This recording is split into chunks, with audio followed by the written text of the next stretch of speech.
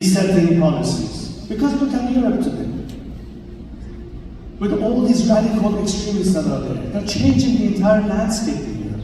They're forcing people to react to the other extreme of almost a fascist conflict as a result of people being afraid and tired of this influx of more and more radicalism. Again, because the root cause and the root funding still is back in Tehran. I'm not sure also Tehran, unfortunately, there's a lot of Qatari money also involved, but at least over the last 4 decades it's been principally Iran. So where are we at? It's impossible to explain to people what is the solution if they keep looking the wrong way. And for 40 years they've been looking the wrong way. So we need to really impress upon them that instead of expecting behavior change by the representative of this regime that in its DNA cannot coexist at the same level of comprehension with such a conflict of values with the free world, as opposed to a nation that embraces the very same principles. A nation committed to peace for the same values. Many Iranians have to flee Iran because of the immediate persecution that they face. Jews, Baha'is, what's happening to the Christian community today, all of this comes back to the nature of this regime and how easily we can reclaim our liberties and our freedoms in a different Iran by a government that cares about the people. Not Khomeini who says we don't give a damn about Iran, I have no emotions to it, as was said earlier. That's the difference. It's all based on understanding that we have a different values which comes together. As you said, it's not enough to talk about it. We have to work it, we have to make it happen. So initiative is very important. I hope to be able to at least address some areas that we can be effective, but I think it is greatly important today, as I said, in this window of opportunity.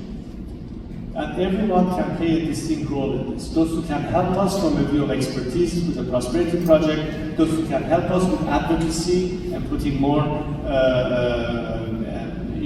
pressure on governments to respond to our collective ask, coordinate this effort. In my 5-core plan, I don't know how many of you have followed, maybe there's not enough time to get into the details, but it also includes how can we first help the people at home, can we mobilize our community, how we can go beyond the G7 and the G20 to regress our foreign policy, help usher in an era where we have the element, 2 foreign external elements, that is the maximum pressure and the maximum support. And that, in my opinion, will lead much quicker to the maximum defection we need to minimize any last bastion of resistance that this regime can throw at us. And I'm guaranteeing you that if that happens, our chance of success is near 100%.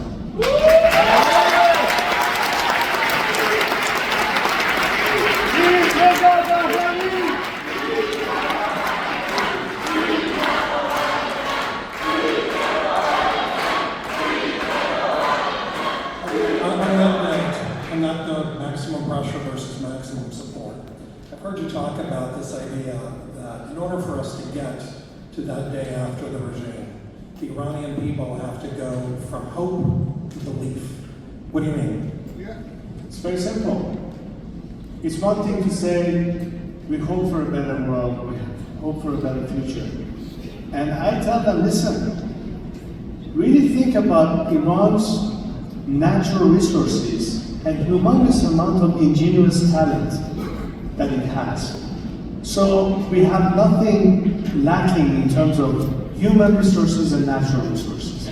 So rather than hoping whether we'll get there, we better believe that it can be done. And that's the difference between passive and becoming more active. But again, a national project is a collective project. Everybody has to do what he or she can in their own lane. It's a distribution of tasks. It's a coordination of efforts. And that way we are maximizing the participation, getting the best possible help from people who have this or that talent here and there, and that's how you maximize the chance of success, by engaging the maximum number of people that can be effective. So that's my philosophy of how can we, A, insist on the importance of unity while recognizing that there is diversity and we are not always in agreement with everything, which is fine and is normal. That's why we have elections, because at the end of the day, the majority has to decide, right? It's the same thing all over the world. But Iran's freedom is a national goal that transcends party politics, ideology, or anything that has to do with having a particular affiliation to a viewpoint. It is truly a national project, and our message of unity has to resonate. We have to demonstrate that we are in fact capable of doing that, because that's, again, what will bring back the element of faith and trust, not only of our own citizenry, but also everybody that is observing the dynamic of change in Iran. And that's the quickest path to get that support. But it all starts from Iranians themselves. And there's those who understand that and are willing to help us. I believe we have a lot of support coming from our Israeli counterpart. And that's very important. And I hope we can build on that and get others to join us in this quest.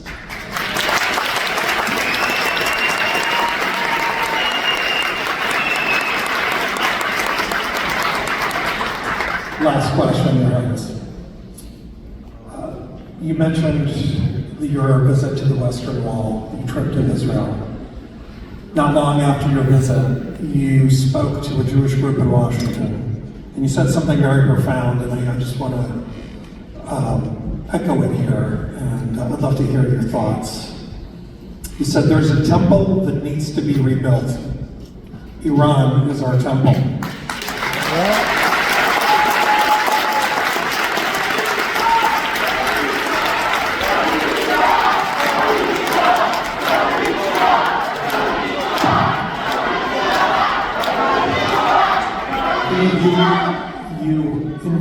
You asked that audience to stand with the Iranian people in helping the Iranian people rebuild the temple.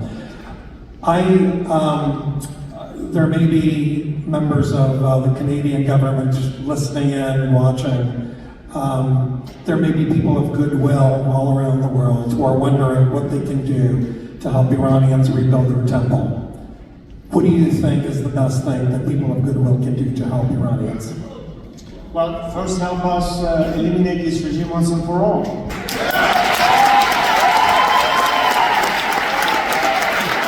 I think only because it would be impossible.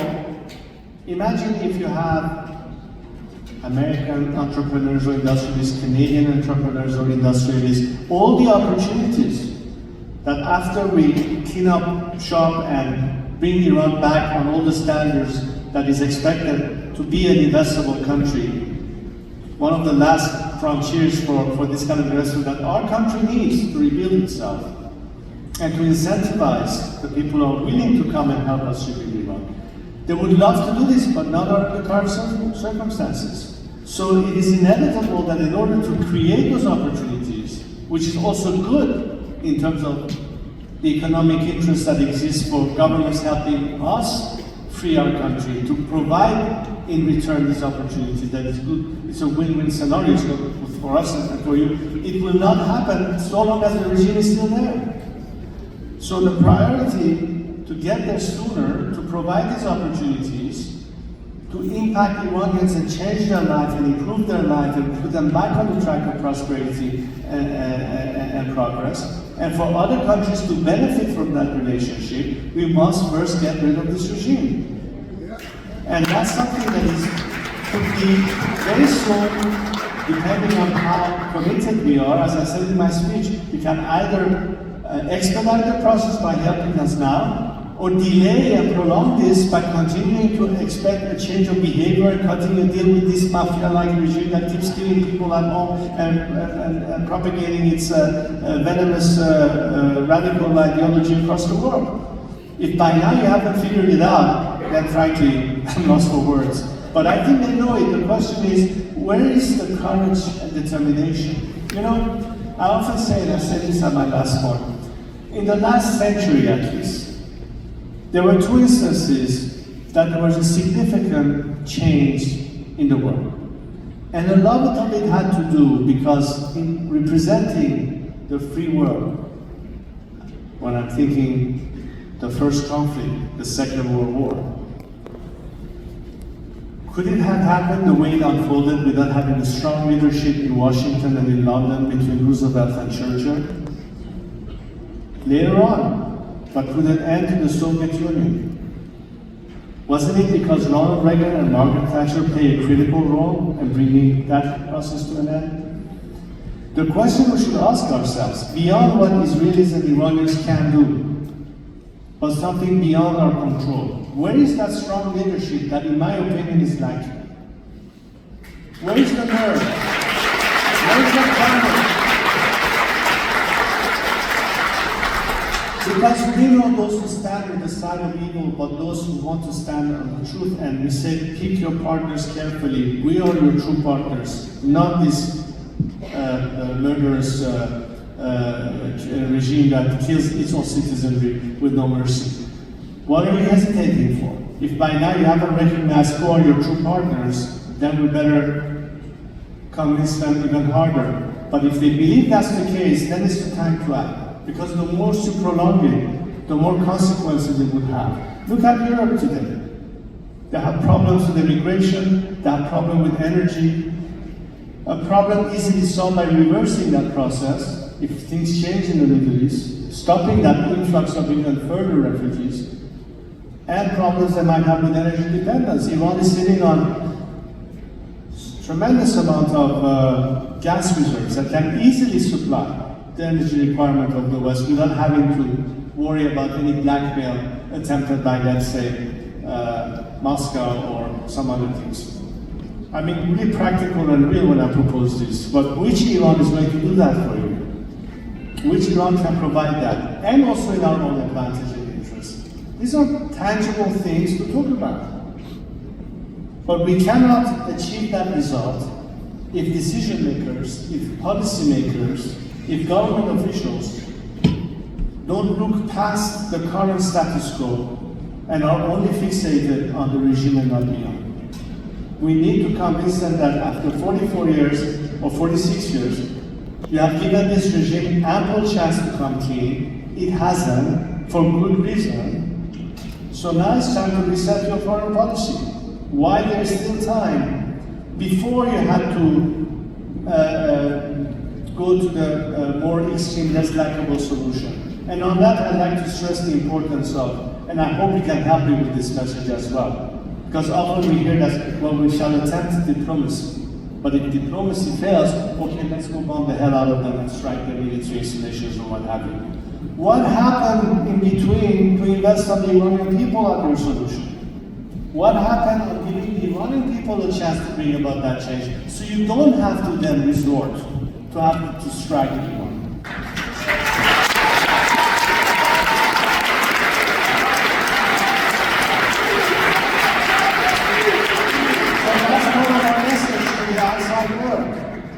Iran and the Iranian people, once free, will take away all of the concerns you currently have. First and foremost, the existential threat that the regime poses for Israel, and beyond that, reverse this whole cycle of radicalization and disruption from the Houthis and maritime traffic to proxies in Lebanon and elsewhere, to this venomous message of hate that is spreading now in Western universities, and get us back on track. The quickest path to that, and the quickest way to eliminate collectively all this problem, is help the Iranian people liberate themselves. Again, I stress that as Iranians, and I'm telling them, as I'm telling you right now, we should never ever count on anything other than our own resolve and determination. But our message to the world is, if you want less blood to be spilled in Iran, if you want less people to die for the cause of freedom, then stand with them, help them, support them. That's what I want. Thank you.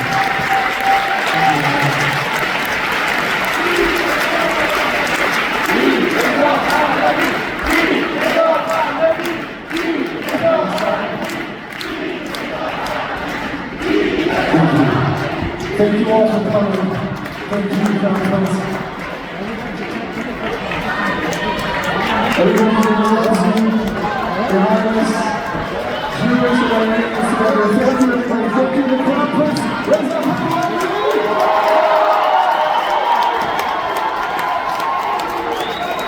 Thank you to Len Khodorkovsky, to all of the volunteers, to Emily Schrader, to Cyrus and Sophie Millman, and everybody for coming tonight. Thank you so much.